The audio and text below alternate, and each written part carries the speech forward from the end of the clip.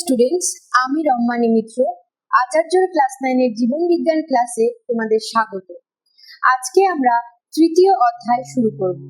তো চলো আর দেরি না করে শুরু করা যাক। আজকে আমরা আলোচনা করব সালোক সংশ্লেষ নিয়ে।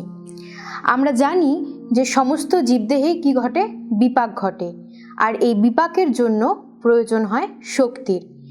এবার এই শক্তি আমরা কোথা থেকে পাই? এই শক্তি আমরা পাই আমাদের খাদ্য থেকে। সবুজ উদ্ভিদেরা এই খাদ্য যে পদ্ধতিতে তৈরি করে তাকেই আমরা বলি সালোক সংশ্লেষ। এই সালোক সংশ্লেষ কথাটি প্রথম আবিষ্কার করেন বিজ্ঞানী বার্নেস।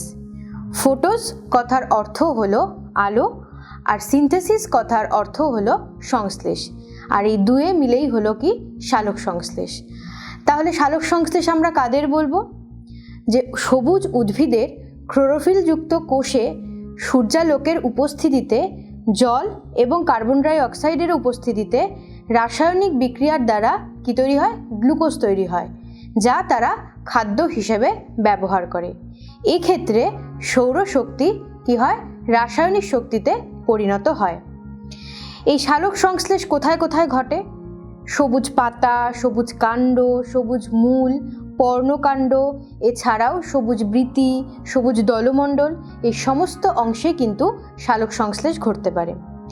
সালোক সংশ্লেষের প্রধান অঙ্গ হলো পাতা।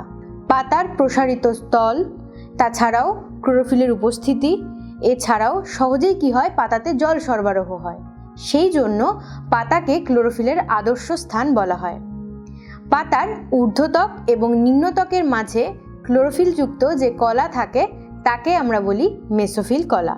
এবার আমরা জানব সালোক সংশ্লেষের জন্য বিভিন্ন প্রয়োজনীয় উপাদান কি কি। প্রথমেই আমরা আসব জল। এই জল উদ্ভিদেরা কোথা থেকে পায়? স্থলজ উদ্ভিদেরা পায় মাটির কৌশিক জল থেকে, আর জলজ উদ্ভিদেরা জলাশয় থেকে। সালোক সংশ্লেষে এই জলের ভূমিকা কি? সালোক সংশ্লেষের সময় এই জল ক্লোরোফিলকে ইলেকট্রন প্রদান করে। এছাড়াও অন্ধকার বিক্রিয়ায় কার্বন ডাই অক্সাইড বিজারিত হওয়ার জন্য যে হাইড্রোজেন আয়নের প্রয়োজন হয় তাও কিন্তু দেয় কে? এই জল। অর্থাৎ জল ছাড়া কিন্তু সালোক সংশ্লেষ হওয়ার সম্ভাবনা নেই। এবার আমরা আসব কার্বন ডাই অক্সাইডে। এই কার্বন ডাই অক্সাইডও কিন্তু সালোক সংশ্লেষের জন্য অন্যতম প্রধান উপাদান। এই কার্বন ডাই অক্সাইড উদ্ভিদেরা কোথা থেকে পায়? স্থলজ উদ্ভিদেরা পায় তাদের পার্শ্ববর্তী যে গ্যাসীয় কার্বন ডাই অক্সাইড থাকে তার থেকে, আর জলজ উদ্ভিদেরা জলাশয় দ্রবীভূত কার্বন ডাই অক্সাইড, কার্বনেট এবং বাইকার্বনেট যৌগ থেকে। এই কার্বন ডাই অক্সাইড কি কি কাজে লাগে সালোক সংশ্লেষের? সালোক সংশ্লেষে যে গ্লুকোজ তৈরি হয় তাতে যে কার্বন এবং অক্সিজেন লাগে তা কিন্তু আসে এই কার্বন ডাই অক্সাইড থেকেই। এই কার্বন ডাই অক্সাইডের কার্বন কি হয়? কোষস্থ যৌগে অঙ্গীভূত হয়। এবার আমরা আসব আমাদের পরবর্তী উপাদান, তা হলো সূর্যালোক।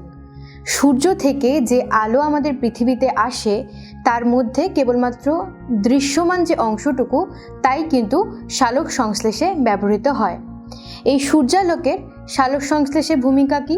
সূর্যালোকের মধ্যে যে ফোটন কণা থাকে তা ক্লোরোফিল দ্বারা গৃহীত হয় এবং তাতে ক্লোরোফিল উত্তেজিত হয় এবং ইলেকট্রন ত্যাগ করে জলের ফোটোলাইসিসে সাহায্য করে। এই সূর্যালোকের মধ্যে ফোটন কণা শোষিত করার পর ক্লোরোফিল যে উত্তেজিত হয় তার থেকে কি হয়? ইলেকট্রন নির্গত হয় এবং তা এটিপি সংশ্লেষেও সাহায্য করে।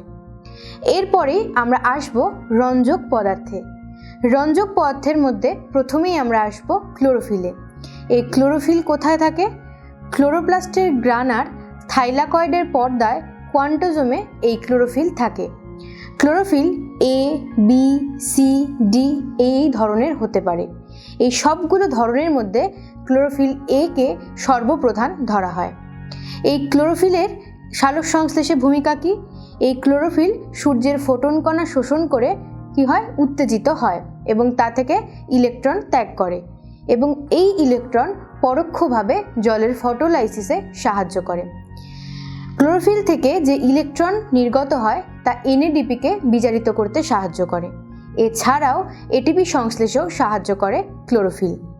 ক্লোরোফিলের পরে আসবো আরেকটি রঞ্জক পদার্থ, তারা হলো ক্যারোটিনয়েডস। এই ক্যারোটিনয়েডসও কোয়ান্টোজোমের মধ্যে থাকে। তারা লাল, হলুদ, কমলা, বাদামি বর্ণের হয়। এদেরকে আমরা সাহায্যকারী রঞ্জক বলি। এই ক্যারোটিনয়েডস প্রধানত দুই প্রকার হয়, এক হলো ক্যারোটিন, আরেকটা হলো জ্যান্থোফিল। এই ক্যারোটিনয়েডসদের ভূমিকা কি? তীব্র আলো এবং অক্সিজেনের উপস্থিতিতে এরা কি করে? ক্লোরোফিলের আলোক জারণ হতে রক্ষা করে। এছাড়াও সাহায্যকারী রঞ্জক হিসেবে এরা কি করে? এরা সূর্যালোক থেকে ফোটন কণা গ্রহণ করে উত্তেজিত হয় এবং সেই শক্তি এরা ক্লোরোফিল এতে স্থানান্তরিত করে। তাহলে আজকের ক্লাস থেকে আমরা জানতে পারলাম সালোক সংশ্লেষ কি, এই সালোক সংশ্লেষ উদ্ভিদের কোথায় কোথায় ঘটে এবং সালোক সংশ্লেষের জন্য কি কি উপাদানের প্রয়োজন হয়। আচার্যর পরবর্তী জীবনবিজ্ঞান ক্লাসে আমরা জানতে পারবো সালোক সংশ্লেষ কিভাবে ঘটে, অর্থাৎ সালোক সংশ্লেষের পদ্ধতিগুলি কি কি। ততক্ষণ তোমরা আচার্যের সঙ্গে থাকো, পড়তে থাকো, জানতে থাকো।